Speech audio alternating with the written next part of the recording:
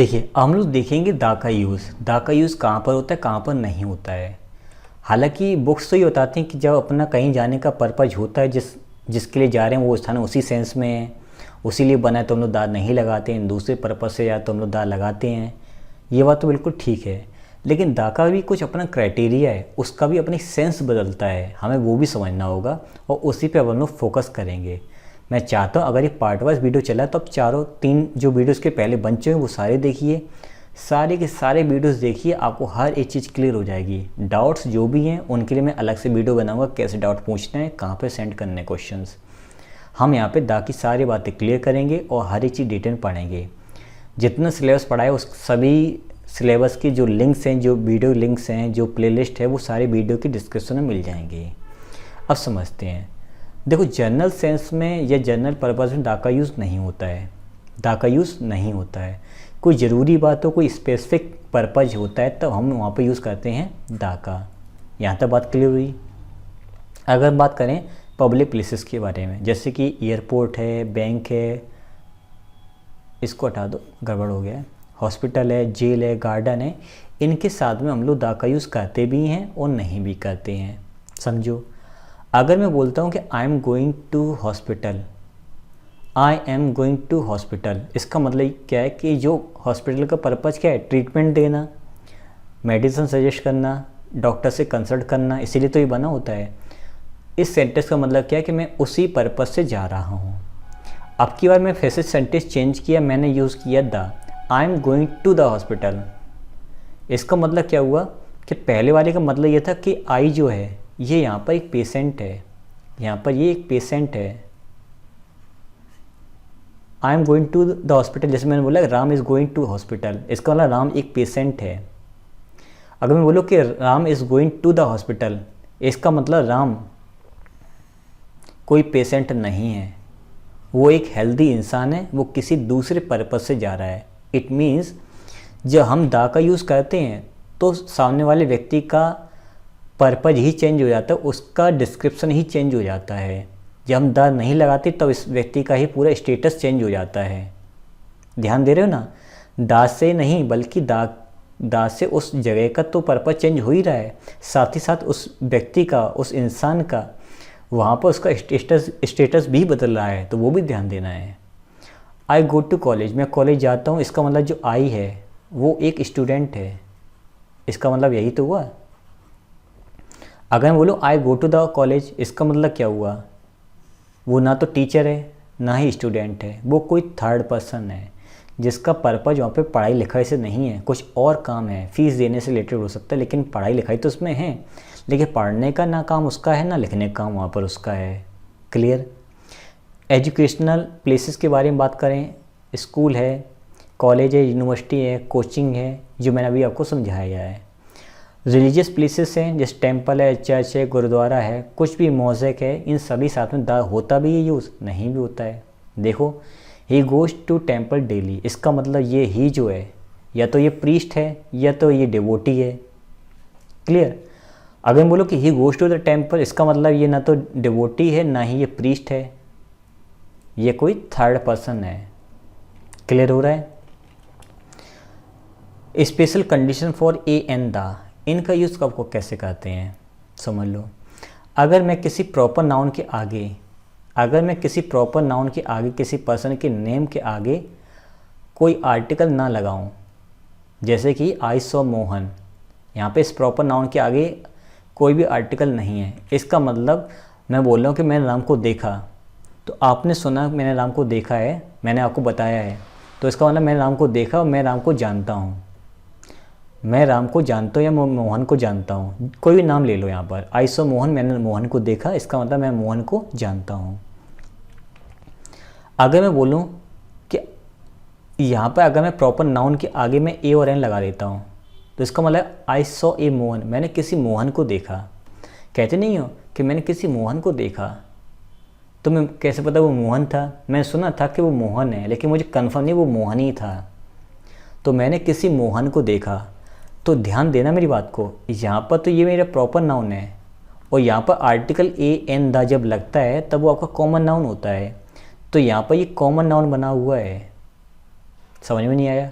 और समझ लो, अगर मैं बोलूँ कि there are two Mohans in the class या देयर आर टू मोहन्स, मैंने कहा कि कक्षा में 2 मोहन हैं, तो जनरल सेंस में बात की जाए तो यहाँ पे मोहन जो है, देयर आर टू मोहन्स, कि मोहन तो सर प्रॉपर नाउन हो गया। प्रॉपर नाउन का मतलब ये होता है कि जब मैं एक नाम बोलूँ तो डायरेक्ट आपके दिमाग में वो चीज़ होनी चाहिए, उस जगह पे हम लोग पहुँच जाने चाहिए, ठीक है। अगर मैं कहता हूँ there are 2 Delhis in India, Bharat में 2 दिल्ली हैं, तो मुझे बता सकते हो कि आपको कौन सी वाली दिल्ली पहुँचना है? नहीं, आप तब बताओ कि मुझे जो मुंबई के पास जो दिल्ली है या कश्मीर के पास जो दिल्ली है, मुझे वहाँ पहुँचना है। तो आपने प्रॉपर यानी कॉमन, देखो 2 कॉमन नाउन वहाँ पे हो गए थे, उनमें से मैंने पूछा कौन सा वाला। कक्षा में 2 लड़के हैं, कौन सा वाला लड़का राम है, तो उसका रेफरेंस बता कि ये वाला राम है। मैंने कहा कक्षा में 2 मोहन है, तो आपको किससे बात करनी है? आपने कहा कि लंबा वाला, तो वहाँ से प्रॉपर नाउन निकल के आया। ओवरऑल प्रॉपर नाउन सिंगुलर हमेशा होते हैं अगर उसके आगे an लगा दिया जाए या उसके आगे 2, 3, 1 कुछ भी लगा दिया जाए, तब वो वहाँ पे कॉमन नाउन बन जाते हैं। बात ध्यान से समझना। अब फिर से समझो, अगर हम किसी प्रॉपर नाउन के आगे दा का यूज़ करते हैं तो बेसिकली हम उस व्यक्ति का कंपैरिजन कर रहे होते हैं। Kalidas is the Shakespeare of India, Shakespeare के आगे देखो मैं दा का यूज़ किया, ये तो प्रॉपर नाउन है, एस बड़ा बना हुआ एक नाम भी है।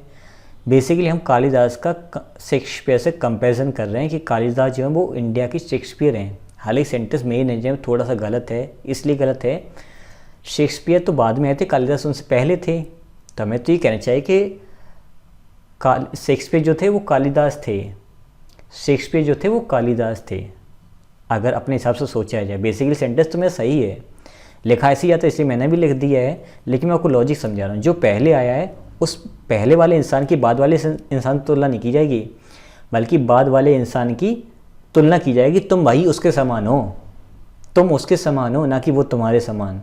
इसको ऐसे समझ लीजिए जैसे कि महात्मा गांधी अपने एक टाइम पर थे और आज अपने पास अन्ना हजारे हैं, तो हम लोग क्या कहते हैं कि अन्ना हजारे गांधी जी जैसे हैं, कि ये कहते हैं गांधी जी अन्ना हजारे जैसे थे?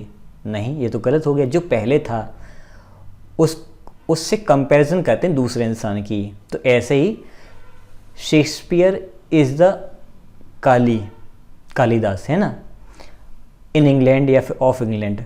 तो अभी दिक्कत क्या है कि कालिदास की इंडिया में कंपैरिजन हो रही है, इसलिए शेक्सपियर से तुलना हो रही है। तो ओवरऑल सेंटेंस अपना सही है। खैर, Kashmir is the Switzerland of India, Kashmir जो है वो भारत का स्विट्ज़रलैंड है। जैसा स्विट्ज़रलैंड ठंडा है, अच्छा है, ठीक उसी कैटेगरी में, ठीक उसी रेफरेंस में या उसी तरह से कश्मीर भी अपने इंडिया में है। तो यहाँ पे बेसिकली दा लगाने पर यहाँ पे कंपैरिजन हो रहा है, इनके बीच में, इसके बीच में, ठीक है। आर्टिकल का यूज़ हम कहाँ और नहीं करते हैं? नेचर के साथ में, गॉड के साथ में, ऑलमाइटी के साथ में, ईश्वर है, ये सोसाइटी है, ह्यूमन है, ह्यूमन बीइंग पूरा वर्ड है, सही है ये। और ले लो, मैन है, वुमेन है, लाइफ है, साइंस है, आर्ट है। जब इनका यूज़ हम लोग बहुत बड़े लेवल पर करते हैं यूनिवर्सल सेंस में, तब इनके साथ में कोई भी आर्टिकल नहीं आता है। The God helped her every time, दुनिया में गॉड कितने हैं? तो आपको सर एक ही है, तो यहाँ पे दा नहीं आएगा। भारत में पार्लियामेंट कितने हैं? तो आपको सर एक है, तभी तो मैंने मना किया था कि पार्लियामेंट एक है, इसलिए वहाँ पे दा नहीं आया है, इसलिए यहाँ पे नहीं आया। The human being is becoming intelligent. अब देखो सेंटेंस प्रॉब्लम है कि मानव जो है वो चालाक बन रहा है, तो यहाँ पे बिकमिंग हमने देखा था, ये इनकोएटिव वर्ब है जिसके बाद पॉजिटिव डिग्री नहीं बल्कि कॉम्प्लीट डिग्री आता है। बिकमिंग मोर इंटेलिजेंट, जब किसी चीज़ में परिवर्तन हो रहा है इसका मतलब वो पहले ऐसा नहीं रहा है, वो जिसमें चेंजिंग हो रही है। हमने देखा था एडजेक्टिव वाले चैप्टर में, देख लें ध्यान से जा करके। तो बिकमिंग मोर इंटेलिजेंट। दूसरी बात ये कि अब ये सेंटेंस सही है गलत है? देखो ये सेंटेंस फिलहाल गलत है क्योंकि वो प्रोसेस चल ही रही है, वो कल भी जारी थी, आज भी जारी है, कल भी जारी रहेगी। तो यहाँ पे बिकम्स होगा, COMES, 2 चेंजिंग यहाँ पे थी। फिर यहाँ पे दा का यूज़ नहीं होगा क्योंकि ये यूनिवर्सल सेंस में यूज़ हुआ है। अब अगर आपको डाउट है तो जो मैंने रेफरेंस दिया वीडियोस का वो ज़रूर देख लें जा करके। Article man, women, life, science, art जो मैंने ऊपर बताया था वही इन शब्दों साथ में भी यूज़ नहीं होता है, जब इनका यूज़ हम लोग एक बड़े लेवल पे करते हैं। जैसे कि art is long and life is short. कला तो बहुत है, साहित्य तो बहुत है, लेकिन जीवन छोटा है। तो इस आर्ट का यूज़ किसी एक सब्जेक्ट के लिए नहीं बल्कि यूनिवर्सल सेंस में यूज़ हुआ है, जैसे लाइफ का यहाँ पर यूज़ हुआ है। तो यहाँ पर आपका द नहीं आएगा। All the comfort of life exists in the science. दुनियादारी की जो भी आराम है वो सारे साइंस के अंदर मौजूद हैं। तो ये कौन सा साइंस है? तो आपका भी तो सर कोई भी साइंस हो सकता है। तो यहाँ पे आपका द का यूज़ नहीं होगा, यूनिवर्सल सेंस में यूज़ हुआ है। आई मेट अ मैन, मैं किसी आदमी से मिला। तो कोई एक आदमी होगा जिससे मैं मिला हूँ, जनरल सेंस में यूज़ हुआ है। अगर मैं कहूँ द मैन इज़ मॉर्टल, कि वो आदमी नश्वर है, इसका मतलब तो अमर हो क्या? नहीं, यहाँ पर ये मैन जो है ये पूरी दुनिया के लिए यूज़ हुआ है, इसलिए मेरा आर्टिकल ए एन द कुछ भी नहीं आएगा। और यहाँ पे कॉमन नाउन है, इसलिए मेरा यहाँ पर यूज़ हुआ है ए। कॉमन नाउन यहाँ पर भी है, लेकिन ये पूरी दुनिया के लिए नहीं है, ये पूरी दुनिया के लिए यूज़ हुआ है। अब हमने यहाँ तक आर्टिकल को फिनिश किया है। संतुष्ट अगर नहीं हो कि ये रूल्स कम थे, तो इतनी मोटी सी बुक ले लेना, आपको सारी ज्ञान मिल जाएगा, फिर भी आप उलझे रहोगे। क्यों उलझे रहोगे? क्योंकि noun, pronoun, adjective, adverb, conjunction, preposition, interjection सब जगह आपके आर्टिकल्स के रूल हैं। जब तक आप इनको नहीं पढ़ोगे, इवन सब्जेक्ट वर्ब एग्रीमेंट उसमें भी है, एक्टिव पैसिव उसमें भी है, नरेशन उसमें भी है, ट्रांसफॉर्मेशन है, सिंथेसिस है, सब जगह सभी टॉपिक इंक्लूड हैं। कोई एक टॉपिक को पढ़ के वहाँ पे डाउट सोचो तो आपको प्रॉब्लम होगी, क्योंकि वो बात कहीं ना कहीं बाकी चैप्टर्स में इंक्लूड है। तो जब तक पूरा सिलेबस कवर नहीं होगा तब तक आपके डाउट्स क्लियर नहीं होंगे। क्लियर कीजिए, डाउट वाले वीडियोस मैं खुद ला के आपको दूंगा। अब मिलते हैं हम लोग नेक्स्ट चैप्टर में। सब